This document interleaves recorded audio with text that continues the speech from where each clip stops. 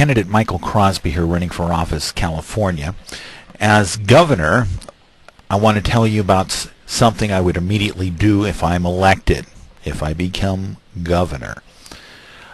New California quake plan. Now, I have a lot of extensive items dealing with disaster planning for all types of disasters, and my plans include every citizen. Now, at the moment, what I want to focus on is the California quake plan, because this is a plan that I'm really proud of, the new quake plan. I'm really not satisfied with what I've seen as far as the so-called disaster planning. I mean, I don't see a plan for effective maps to be available to the public, to be effectively distributed. Of the things I looked into, I mean, some things were excellent. I mean, as far as fire rescue and operations for fire, that's perhaps the best thing in many ways that we actually have. There's some problems that certain people were noting. I don't want to mention names and go into it, but you're talking about serious professionals. It's a particular area that is just wonderfully, incredibly professional. And they really do a great job at what they do, except there's one thing. What they do is a more localized position item.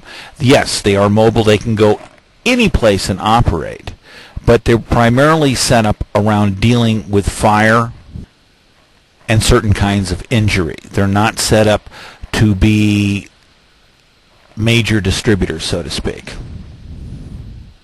You can get water from them. That's a bonus. There's too much material to just cover in one time that I want to cover, because I really want to reveal to the public that, in fact, I have a much more extensive plan, and I'm going to do more and more research. I get into office, I'm going to be putting people to work. You know, one of the things that's going to happen is basically we're going to do some freeway tests, for instance, to actually send police units out, troopers, highway patrol, National Guard, and basically work with a series of tests where you do things that are incredibly simple. They basically just have things as simple as colored trash bags, and you wrap them around the poles along the side of the highway, and this is a communication item to tell people what's going on, for instance. Also, you can bag a speed limit sign with a different colored bag, and then effectively we want to have this information already known to the general public so that they will already understand these emergency codes and be immediately on the same page, so that if it's been deemed that a section of road can travel effectively at 90 miles an hour, then that's what we'll need to do. If you have a slower vehicle, then you'll automatically know that you'll be governed to certain other lanes. These kinds of things are very serious for people to understand, because in the event of certain kinds of emergencies, the only way to get more volume of traffic down a road is to increase the speed. It's very simple. So we need to have a plan that people are confident with, that will be truly effective. And if I get into office again, so you would end up going on vacation, or you'd go out of town, you might run into these things, seeing what's going on, because this is a plan that would be working for everybody, obviously.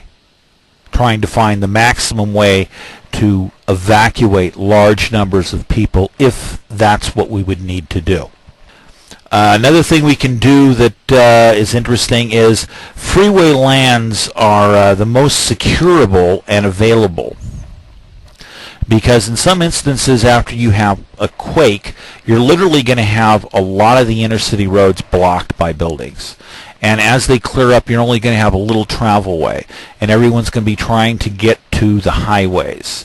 And then you're going to run into the problem that the bridges at key points are down. There's going to be huge sections of freeway that effectively will not be moving, except the interesting thing is since it's not moving and it can't handle high volumes of traffic, you actually have more space that you can utilize. It's also one of the more easier areas to get to. You have things that are like clover leaves, all these different off-ramps. So effectively, as a distribution point for people to literally go through like a drive-through and pick up goods. You can literally take sections of freeway that are basically blocked from bridges on both sides, but they're 4 lanes wide, and have people go out there, and then there's a sign and it says you go into one of these 2 or 3 lanes to get certain types of products. You know, if you need a combination of water, fuel, and food, you get in one lane. If you only need fuel and water, it's a different lane.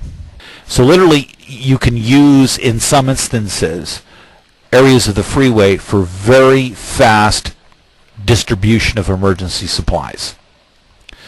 And I'm going to be looking at distribution. You know, I mean that's a main point that I'm going to be looking at for more effective options. PVC extruders can extrude. When I was researching them about 5 years ago, they could extrude PVC pipe as a continuous run, and something like 5 miles an hour, 5 miles worth in 1 hour. And you could literally have a small team of guys, like 10 guys, go through and they cut it, and then they put a valve in it. So you can split it or valve it. So all of a sudden, I mean, literally in a 24-hour period, you can run this PVC pipe down the center of freeways, which have the concrete divider, and you put these H brackets on it. You just lay this PVC right on top, high speed. So this is an effective plan to get lots of water into key areas where needed. It's not like we're not going to be bringing you in your shower water. You know, that would of course be when we get the entire water networks back online. But what this will do is this will bring enough water so that nobody is going to die of thirst. By having this effective way, you know you can immediately free up how many trucks you're going to need. Because if you can go nearby, or there's trucks that are doing localized switching, you're freeing up massive amounts of jamming on highways, so they won't have to carry things like bottled water, for instance. You know, I mean, a true nightmare. If you can imagine trying to bring in enough bottled water for 8 million people. I'm not kidding. You know, so there's a lot of different things that I've looked at, and I just can't get into all of them because there's simply not enough time to get into all of them. But I wanted people to get a flavor to understand that if they vote for me and I get into office, you're going to end up with a far different candidate. And I hope you feel a more brilliant one.